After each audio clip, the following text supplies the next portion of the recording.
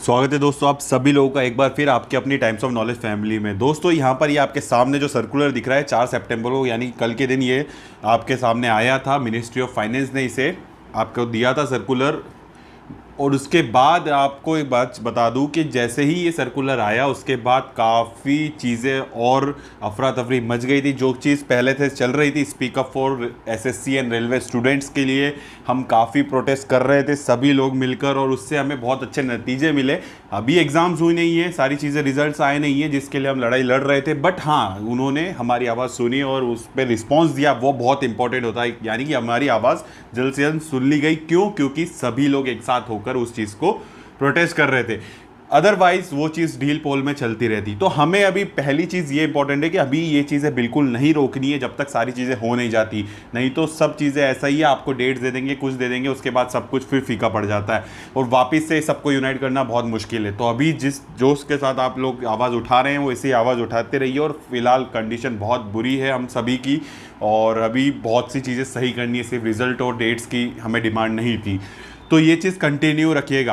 अब बात आती है मिनिस्टर ऑफ फाइनेंस में, यहाँ पर आपको एक्सपेंडिचर मैनेजमेंट के बारे में कुछ चीज़ें दी थी कि इनके जो डिपार्टमेंट्स हैं जितने भी, उनमें जो भी खर्चे होते थे एक्स्ट्रा चीज़ें, तो जिस कंडीशन पे अभी दौर भारत देश अभी जिस कंडीशन से गुजर रहा है उस हिसाब से उन्होंने बहुत सी चीज़ें ऐसी थी जो अभी हमें उनका लेना देना नहीं है, बट हमारे लिए जो लेना देना है वो बताऊंगा। बट इन्होंने यहाँ पर ये चीज़ क्लियर की थी कि वो जो खर्चे एक्स्ट्रा होते थे या फिर कुछ ऐसे खर्चे थे जो नहीं करना चाहिए, तो वहाँ पर उन्होंने रोक लगाई थी। तो काफ़ी चीज़ें उन्होंने दी है इस बारे में।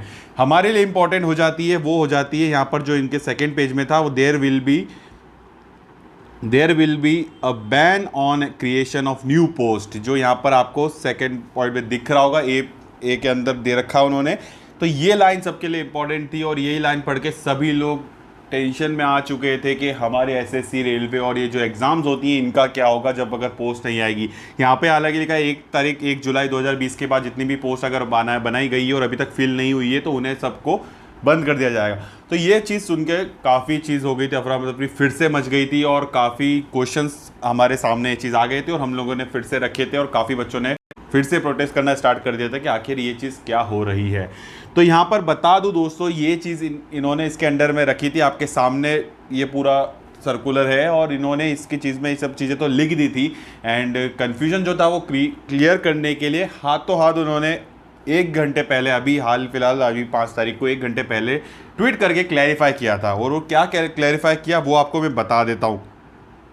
तो ये उसी ट्वीट में इन्होंने ये चीज़ भी सर्कुलर डाला था कि इस सर्कुलर के अकॉर्डिंग उन्होंने वो क्लैरिफिकेशन दिया या मिनिस्ट्री ऑफ फाइनेंस ने, there is no restriction on ban on filling up of post in government of India. Normally recruitment through government agencies like SSC, UPSC, RRB etcetera will continue as usual without any curbs. अब यहाँ पर इन्होंने एक चीज़ बता दी, क्या बताइए कि यहाँ पर आपको बैन नहीं किया गया। जो भी एग्जाम्स होने वाली, जो चीज़ें चल रही थी, जो रिक्रूटमेंट चल रहे थे, जिस तरह से ले रही थी एजेंसी, वो कंटिन्यू रहेगी, उन पे कोई फ़र्क नहीं पड़ेगा, ऐसा इन्होंने कह दिया है।